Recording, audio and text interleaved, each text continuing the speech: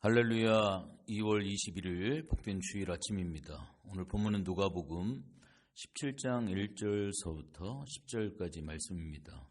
오늘 본문에 보면 예수님께서 세 가지의 이야기를 말씀을 하고 계시는데, 우선적으로 실족하게 하는 것이 없을 수는 없지만 그렇게 하게 하는 자에게는 화로다라고 1절에 이야기를 하고 있습니다.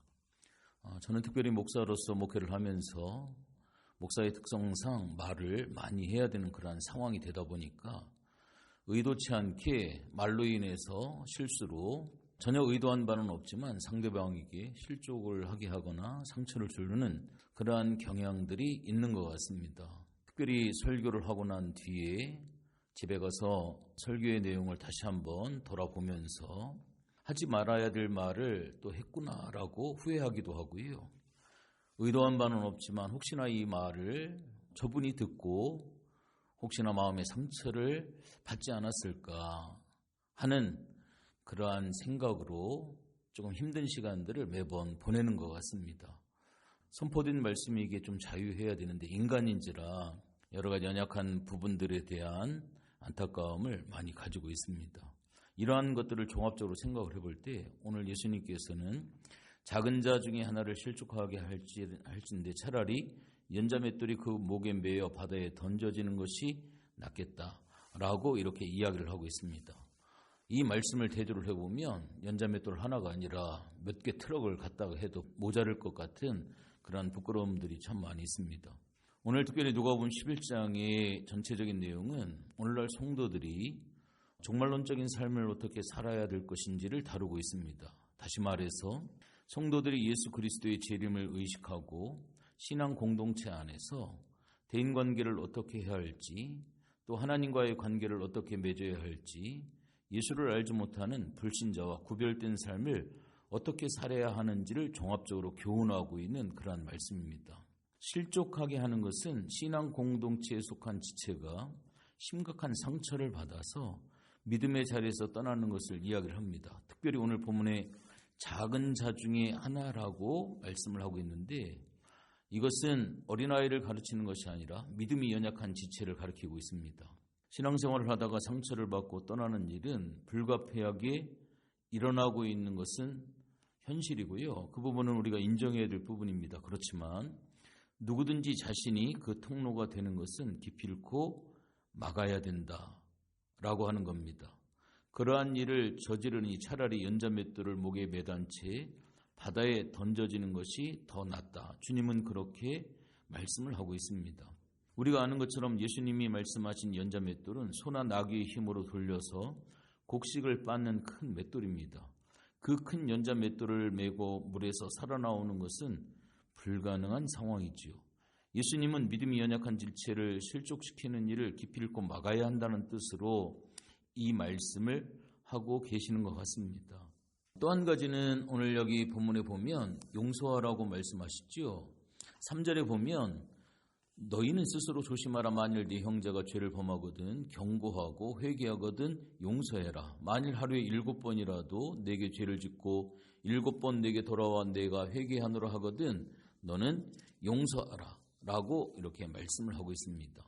마태복음 18장 22절에 보면 70번을 7번이라도 용서하는, 곱하기 하면 490번까지라도 용서하라고 하셨는데, 오늘 여기 490번 용서하는 것이나 7번 용서하는 것이나 본질적인 차이는 없습니다.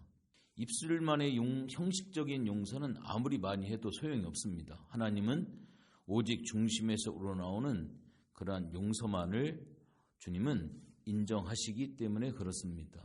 우리가 세상을 살면서 사람들에게 상처를 주고 또 이렇게 끊임없이 반복적으로 오늘 7번이라고 하는 것은 그 속에는 의도적인 그러한 내용도 포함이 되어 있습니다. 그럼에도 불구하고 끊임없이 용서할 것을 우리 주님께서 우리에게 요구를 하고 계십니다. 죄를 용서하는 일은 사람의 힘으로는 할 수가 없습니다. 우리는 자신의 혈육도 온전히 사랑할 수 없습니다.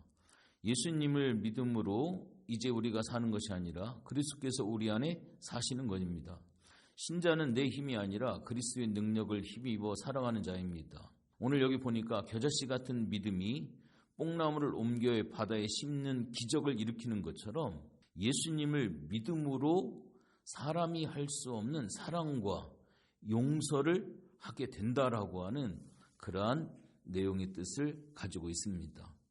오늘 여기 등장하는 이 뽕나무는 무화과 나무과의 뽕나무죠. 대략 10m까지 자라는 이 나무가 뿌리를 아주 깊이 넓게 내리는 것으로 유명합니다. 그래서 나무 주변에 물구덩이를 파지 않습니다. 이런 나무를 뿌리채 뽑아서 바다에 던져 심고 그곳에서 자라게 하는 그것은 거의 불가능한 그러한 상황입니다. 그런데 예수님께서는 오늘 바로 그러한 용서를 말씀하시고 우리에게 이러한 것은 할 수가 없으니까 제자들이 우리에게 믿음을 더하여 주십시오 라고 했을 때 겨자씨 하나일 만한 믿음이 있더라면 바로 이러한 우리가 생각할 때는 불가능한 그러한 일이지만 이 일이 이루어질 것이다 라고 말씀을 하시면서 그것이 너희에게 순종하였을 것이다 라고 하는 말씀을 하고 있습니다. 예수님을 믿음으로 순종하며 살아가고 있는 것, 이것이 중요하고요. 오늘 우리가 이 아침에 다시 한번 우리에게 질문해야 될 내용입니다. 예수님은 형제를 사랑하고 용서하는 것이 믿음으로 사는 삶의 모습이다 라고 이렇게 이야기를 하고 있습니다. 우리는 수시로 우리의 믿음을 점검해 볼 필요가 있습니다. 주님, 우리에게도 제자들처럼 우리에게도 믿음을 더하여 주시옵소서. 우리가 이 믿음으로 살아가는 삶의 모습이 너무나도 필요한 시대를 살아가고 있습니다. 결론적으로 말씀을 드립니다. 오늘 주님께서 우리에게 허락해 주시는 이 믿음의 능력을 힘입어서 이 모든 일을 행한 후에도 내가 한 것이 아니라 오직 하나님의 은혜로 감당했습니다. 오늘 본문 7절서부터 10절에 나와 있는 것처럼 종이 종일 수고하고 집에 돌아와 주인의 식사를 준비한 후에 어떠한 칭찬과 보답을 기대하지 아니하는 것처럼 마땅히 해야 할 일을 한 것처럼 하나님의 은혜를 받은 우리도 마찬가지입니다. 예수님의 말씀에 순종해서 위대한 사랑과 용서를 실천했어도 이것이 내가 한 것이 아니라 나를 위해 자기 아들을 아끼지 아니하시고 내어주신 하나님의 은혜에 대한 마땅한 반응일 뿐입니다. 그러므로 우리가 예수님의 말씀에 순종할 때 그에 대해 자랑하거나 보답을 기대해서는 안 됩니다. 날마다 구원의 은혜를 묵상을 하면서 겸손히 은혜에 합당한 삶을 살고 말씀에 순종함으로 주님, 저는 무익한 종입니다 라고 하는 그러한 고백으로 오늘도 한 걸음 주님 앞에 나아가는 복된 성도님들 되시기를 주님의 이름으로 기도드립니다. 기도하겠습니다. 하나님, 고맙고 감사를 드립니다. 오늘 실족하게 하는 것이 없을 수는 없다라고 이야기를 합니다. 지극히 작은 자 하나를 실족하게 되어지면 연자맷돌을 그 목에 메어 바다에 던지는 것이 낫다. 문맥만 보면 너무나도 잔인한 말씀인 것 같지만 하나님, 오늘 이 말씀 앞에 우리가 많은 부분들을 주님 앞에 회개합니다. 말로 인해 상처를 주고 실족하게 하고 답답함을 주고 어려움을 주었던 수많은 부분들이 있습니다.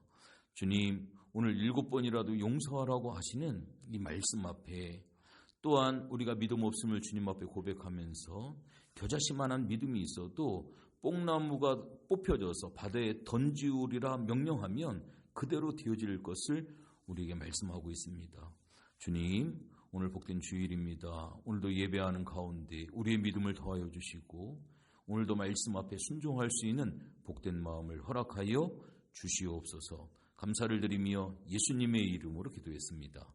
아멘.